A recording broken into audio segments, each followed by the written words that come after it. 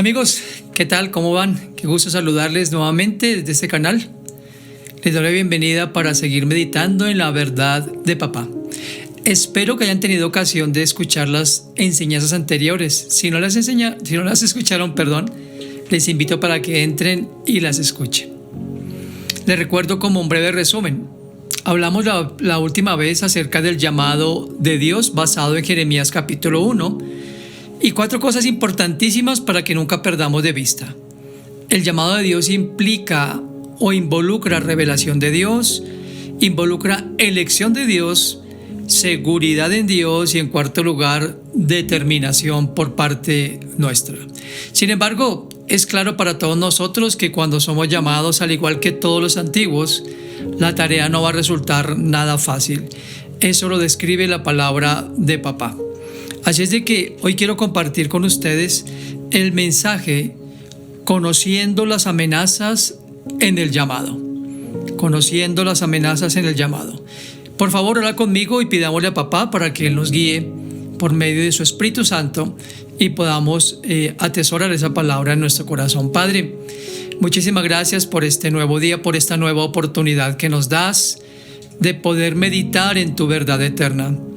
Te pedimos, Señor, que nos instruyas, que nos enseñes en este mensaje y nos capacites para poder ser esos hombres y mujeres que podamos estar equipados, preparados para ese llamamiento y que tengamos en cuenta estas advertencias que tú nos vas a hacer por medio del texto del día de hoy. Muchas gracias te damos en el nombre de Cristo nuestro Señor. Amén. Bien, cuando estaba hablando del llamado de Dios para una tarea, no me refería exactamente a una tarea en el ministerio local en el que estamos desempeñándonos o en una tarea específica. Básicamente el llamado de Dios como un hijo de Dios para ti y para mí en el plano, ¿por qué no?, de la misma casa. Pero quiero que juntos examinemos un texto que está en el capítulo 6 del libro de Nehemías, pero voy a darte un breve bosquejo de lo que estaba sucediendo. Seguramente estás familiarizado con este libro de Nehemías, y este libro habla de cómo Dios llama a este hombre a hacer la reconstrucción de los muros de Jerusalén. Los muros habían sido derribados, la ciudad asolada, y Dios elige a Nehemías con la tarea de volver a Jerusalén, restaurar los muros, reedificarlos y volver a la normalidad, por decirlo así, a la ciudad. Dice el capítulo 4, solamente para entrar en contexto: cuando Sanbalat se enteró de que estábamos reconstruyendo el muro, se enojó mucho. Se puso furioso y comenzó a burlarse de los judíos. Delante de sus compañeros y del ejército de Samaria dijo: ¿qué se traen entre manos estos pobres judíos? ¿Creen que podrán reconstruir la ciudad y volver a ofrecer sacrificios? ¿Creen que podrán hacerlo en un día? ¿Piensan que de ese montón de escombros van a sacar piedras nuevas? Tobías, el amonita, que estaba con él, añadió: el muro que están edificando es muy débil. Basta que se suba una zorra para que se caiga. Te recuerdo, por cierto, que estoy usando hoy la versión traducción en lenguaje actual. He cambiado a esta versión también moderna que nos va a ayudar a entender el texto. Entonces, como pueden ver, Nehemías había llegado con todo el impulso, con todo el empuje a realizar la obra que papá le había encomendado. Y vemos aquí a 3 hombres entrando en escena, 3 hombres tratando de obstruir esa tarea, y de forma muy ofensiva los llama locos, pobres. ¿Acaso tienen la capacidad o hasta dónde piensan llegar, a manera de paráfrasis, con esa tarea que van a hacer? Y este hombre Tobías es aún más ofensivo y lo reta diciendo: ese muro es tan débil que hasta una pequeña zorra podrá subirse en él y derribarlo. Los versículos que siguen dice que Nehemías oró a Dios y le dijo: Dios, dame fuerza, ayúdame. Básicamente le dice: encárgate tú de sus ofensas y de lo que ellos planean hacer. En el verso 6 de ese capítulo 4 de Nehemías dice: así que seguimos reconstruyendo el muro Y como la gente, escúchame bien, trabajaba con entusiasmo, el muro pronto estaba hasta la mitad de su altura. Así es de que vamos a ver qué continúa sucediendo con esto. Ellos siguieron trabajando, hicieron caso omiso a esas amenazas, no tuvieron en cuenta las palabras de esos hombres, pero esos hombres no se iban a quedar quietos. Vamos al capítulo 6 entonces, donde vamos a ver 3 cosas puntuales acerca de conocer las amenazas en el llamado que Dios nos da. La primera amenaza la vemos en el versículo 1 al 4 de capítulo 6 de Nehemías. Dice: Sanbalat, Tobías, Gesén el árabe y nuestros otros enemigos se enteraron de que habíamos terminado de reparar el muro. Mira esto, y que ya no quedaban secciones caídas, aunque todavía no habíamos colocado los portones en su lugar. El verso 2 dice: entonces Sanbalat y Gesem me enviaron un mensaje pidiéndome que me reuniera con ellos en uno de los pueblitos del valle de Ono. Eso era una trampa para hacerme daño. Entonces yo les mandé a decir que estaba muy ocupado con una tarea importante y que no podía reunirme con ellos porque el trabajo se detendría. 4 veces, escucha bien, me enviaron el mismo mensaje, pero yo les respondí lo mismo. ¿Qué táctica estaban utilizando aquí Sanbalat, Tobías y el árabe? La táctica de la persuasión. Noten cómo Nehemías pronto se da cuenta de sus intenciones.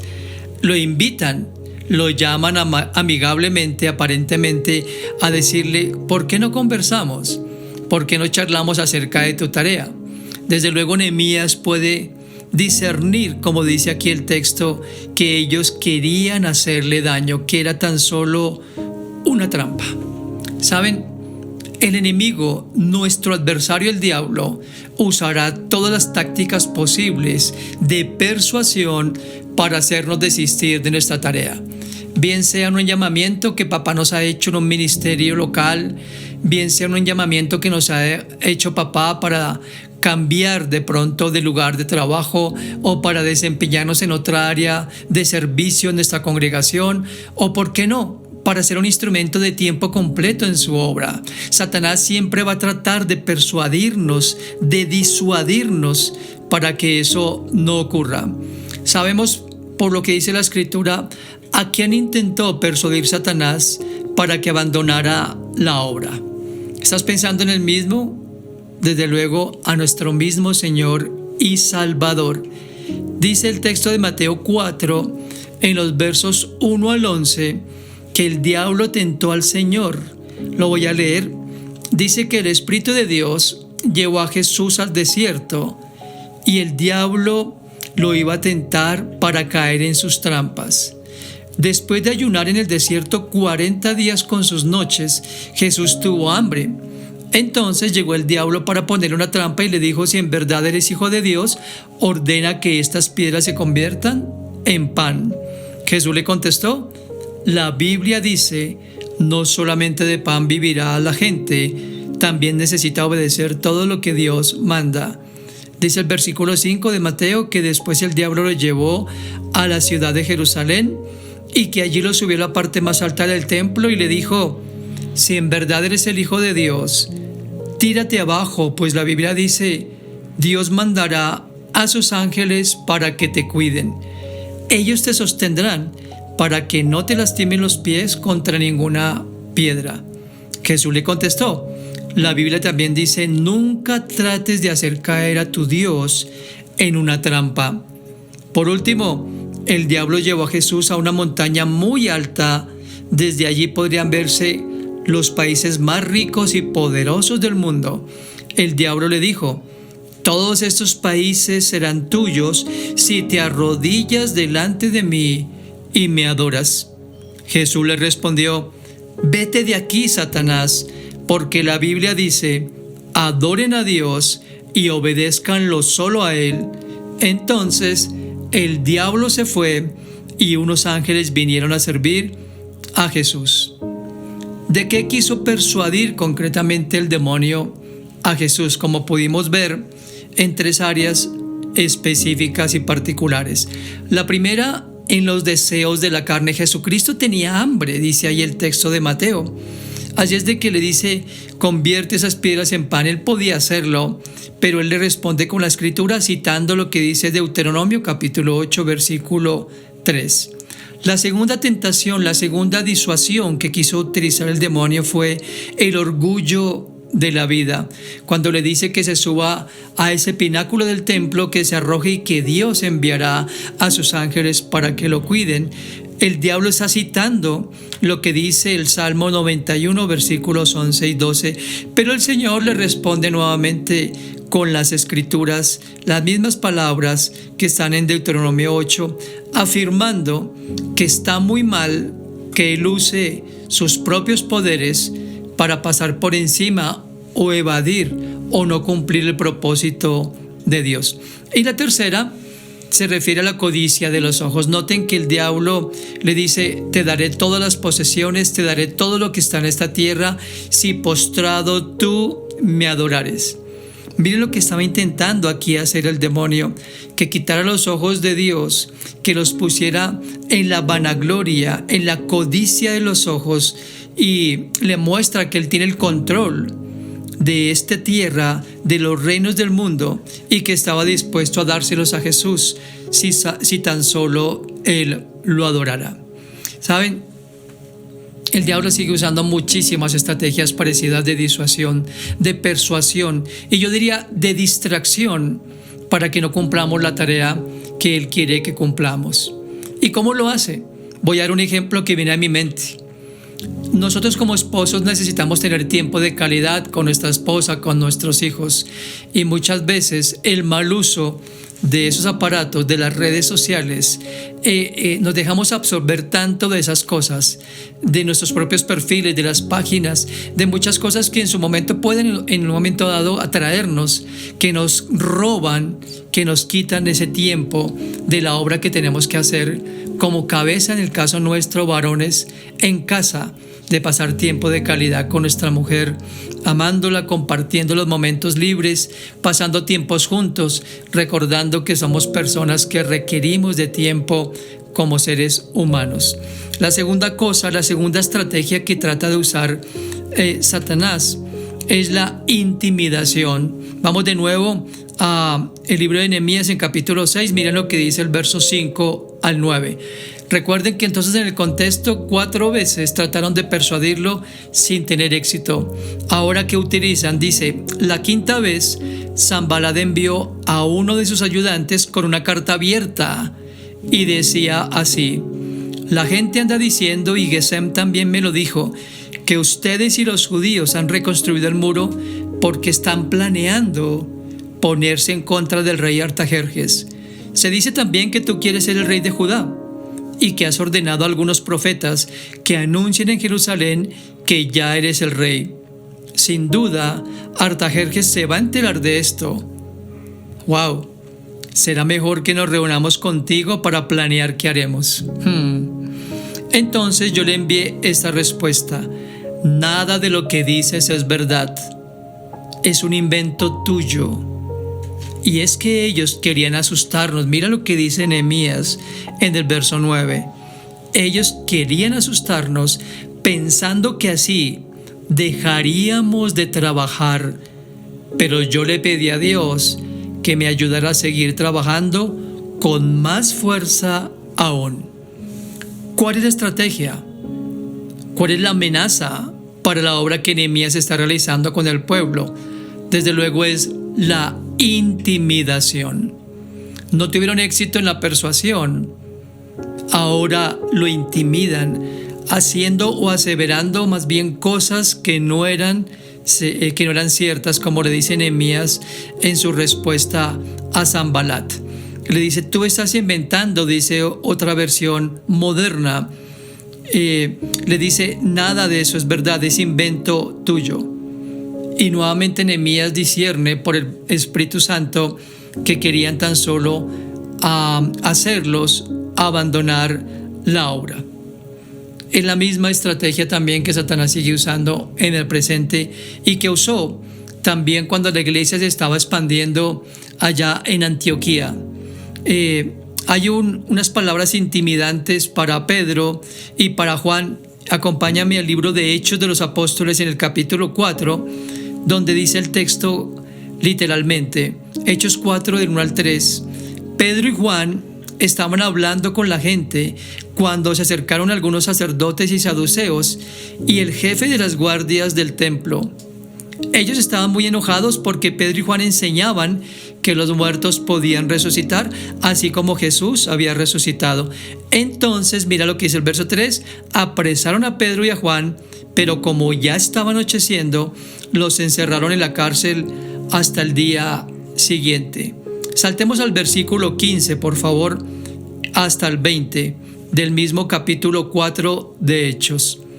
Los de la junta ordenaron sacar de la sala a los acusados y se pusieron a discutir entre ellos. ¿Qué estaba ocurriendo? Pedro y Juan habían pasado toda la noche en la cárcel. Ahora los habían sacado y los habían puesto delante de todo el consejo, de toda la junta, y dicen ellos, ¿qué vamos a hacer? No podemos acusarlos de mentirosos, pues lo que hicieron por este hombre, está hablando de la sanidad del cojo, es realmente un milagro y todos en Jerusalén lo saben. Otros decían, mira el verso 17, debemos impedir que lo sepa más gente, tenemos que amenazarlos para que dejen de hablar del poder de Jesús.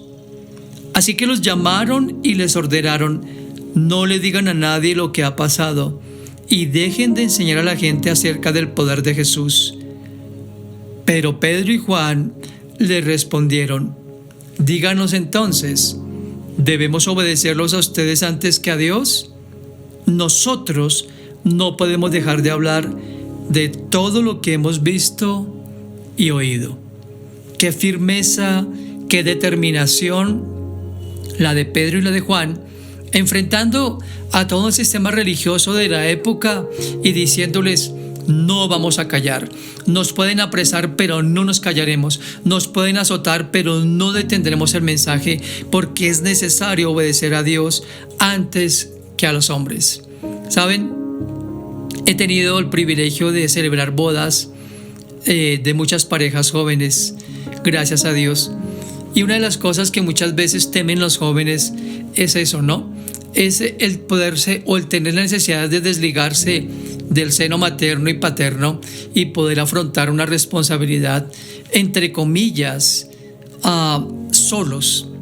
Pero una cosa que les decimos con mi esposa Pili, no les dé miedo, no les dé temor, porque papá está con ustedes. Si el papá bendice su matrimonio, si papá bendice su unión, desde luego también va a bendecir sus finanzas, va a bendecir sus medios de trabajo, va a hacerlo fructífero. Y alabado sea el Señor, gloria a Dios, que todos, porque no son palabras mías, sino palabras de papá, todos son bendecidos cuando se aferran a su palabra, cuando caminan paso a paso en obediencia y en fe cada una de las cosas que papá les dice. En los ejemplos que estoy citando hoy, tanto de Nehemías como de Pedro y Juan, allá frente al concilio que se había levantado, Dios estaba con ellos y les dio el valor y la determinación, no se dejaron intimidar. Yo quiero decirte algo hoy.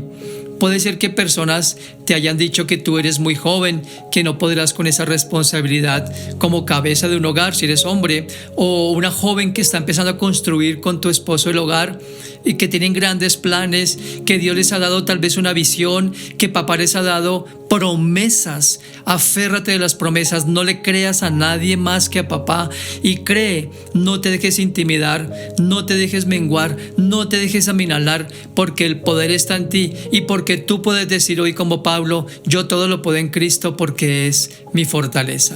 Nehemías se levantó en fe, Nehemías se levantó con un pueblo en contra de sus contradictores, valga la redundancia, y dijo, terminaremos la obra. Falta tan solo colocar los portones, hemos construido más más allá de la mitad del muro y lo que falta lo llevaremos a cabo porque papá está con nosotros. Así es de que ánimo en lo que estás haciendo, sea cual sea el área donde te sientes intimidado o intimidada por el mundo, por tu propia carne o por Satanás. Dile a esas mentiras, eso no es verdad, porque papá está conmigo y lo que él me ha encomendado lo culminaré. Y la razón o la garantía que tengo es que como él estuvo con Moisés, está conmigo y nunca me dejará.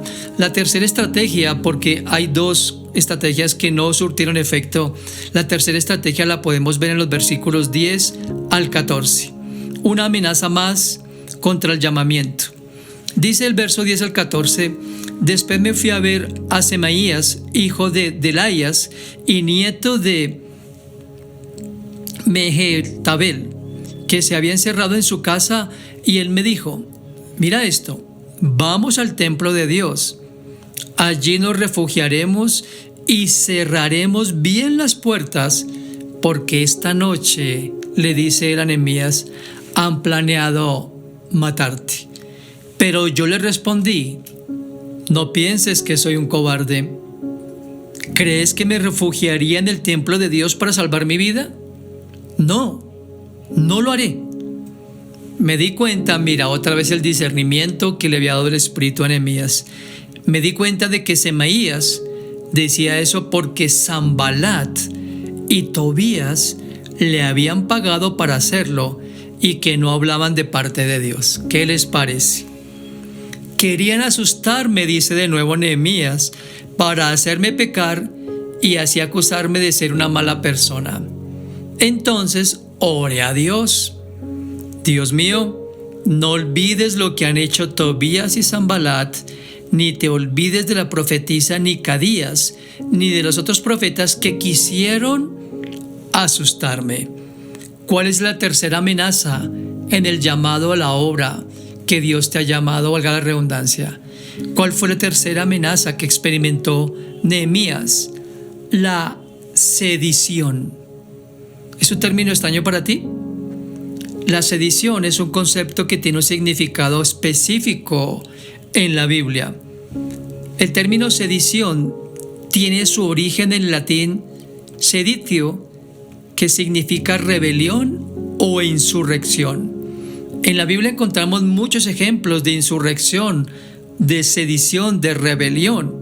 En el Antiguo Testamento, por ejemplo, vemos cuando Coré se levanta en contra de Moisés y de su familia, de su liderazgo, de lo que Dios le había llamado a hacer. En Números 16, del 1 al 3, dice: Coré era un levita de la familia de Querab, y su padre se llamaba Ishar.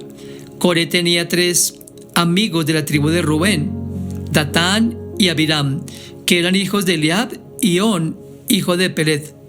Ninguno de ellos quería que Moisés fuera su jefe, y a ellos se les unieron 250 jefes israelitas que eran consejeros de la gente y muy respetados por todos. Coré y su grupo fueron a decirle a Moisés y a Aarón: ya estamos hartos de que ustedes se crean los jefes de todos nosotros. Dios está con todo el pueblo y a todos nos ha elegido para servirle. ¿Por qué quieren ustedes hacerlo todo? Ahí vemos un acto de insurrección, de rebelión, de sedición. Y noten que volviendo al texto de Nehemías capítulo 4, Nehemías ahora se reúne con alguien que es su coterráneo. Y miren la sutileza. Le dice a Nehemías: encerrémonos en el templo porque te van a matar. Ahora estaba tratando una vez más de desenfocarlo y de detener la obra.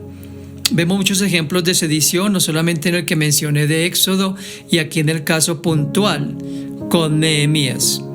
Un ejemplo contundente de sedición lo vemos en Judas. ¿Recuerdas a Judas? Judas, aquel a quien Jesucristo había lavado los pies, con quien había compartido su vida y le había dado alimento físico y espiritual. Judas conspiró con los líderes judíos para entregar a las autoridades a Jesús. Ustedes pueden leer eso en Lucas 22, del 47 en adelante, cuando Jesús está en Getsemaní orando con sus discípulos y Judas está allá del otro lado recibiendo la parte del dinero por el cual negoció la entrega de su Señor y Maestro. Y en ese texto de Lucas 22 es cuando él llega allá a Getsemaní y con un beso entrega a Jesús. Son ejemplos de sedición en donde podemos darnos cuenta que como hijos, que como siervos de Dios podemos tener esas tres amenazas en la obra que papá nos ha llamado a hacer. Ten muy en cuenta esto, porque en lo que estás emprendiendo puede haber personas que quieran persuadirte para abandonar. Puede haber personas que de una forma sutil te estén intimidando para que desistas. O puede haber incluso dentro de tu mismo grupo personas sediciosas que quieran levantar rebelión en contra del líder o de la persona. O si tú mismo eres líder, pueden estar haciéndote, como dicen popularmente, el cajón o tratando de traicionarte para que no puedas llevar a cabo la obra. La buena noticia es que si Dios está contigo, como lo dijo Pedro y Juan, Dios permitirá que culmines esa obra. ¿Tuvieron éxito Tobías, Sanbalat y el árabe? De ninguna manera. Miren cómo concluye el capítulo 6 de Nehemías. Ellos continuaron la reconstrucción, dice el versículo 15. La reconstrucción del muro quedó terminada el día 25 del mes de Elul. Esto es el sexto mes del calendario judío. En nuestro calendario corresponde a mediados de agosto o septiembre. Dice que el trabajo duró 52 días. Y cuando nuestros enemigos se enteraron de esto, los países vecinos tuvieron miedo y se sintieron avergonzados porque comprendieron que esta obra se había realizado con la ayuda de nuestro Dios. 52 días en donde Nehemías pudo terminar la obra en medio de las situaciones adversas, en medio de las amenazas. Quiero invitarte solamente con esas palabras. Dios está contigo y la obra que estás haciendo, Él la llevará a cabo en ti, porque Él nunca deja nada inconcluso. Así que mucho ánimo, aunque existan amenazas, aunque existan riesgos, aunque existan contradictores, no importa, porque todo lo podemos en Cristo, como lo dije en esta enseñanza, porque es nuestra fortaleza. Y si papá está contigo y conmigo, ¿qué o quién contra nosotros? Vamos a orar y darle gracias a papá por ayudarnos a entender y a discernir como Nehemías estas amenazas, pero también confiar en su eterno poder. Papá Dios, gracias por este mensaje tan especial. Gracias por lo que nos enseñaste hoy a través de este texto de Nehemías. Gracias por lo que hiciste en este hombre, por darle el discernimiento, Señor, de poder identificar aquellas cosas que podían eventualmente amenazar la obra que tú le habías llamado a hacer. Hoy quiero orar por cada varón, Señor, que escucha esta enseñanza, pero también por cada mujer que escucha esta enseñanza. Tenemos como hombres, como mujeres, una tarea maravillosa de edificar nuestro hogar en la roca que eres tú, de instruir a nuestros hijos, Señor Dios, en tu temor y desde luego de modelar tus verdades. Te pido, Señor, que no nos dejes ser presas ni de la persuasión, intimidación o sedición de personas y que podamos mantenernos siempre con nuestra mirada puesta en ti. Gracias por tu ayuda y por tu dirección y porque nos guiarás siempre. En el nombre de Cristo, amén y amén. Muy bien, como siempre, les animo para que compartan este video con las personas que conozcan. Inscríbase por favor a este canal, suscríbete al canal, dale like a la enseñanza, es importante para que esto se difunda. Y las notificaciones, una vez inscrito, pues te llegarán cuando subamos contenido a este canal. Que el Señor te bendiga, que tengas un resto de semana muy bendecido y mucho ánimo y para adelante de la mano de papá. Un fuerte abrazo.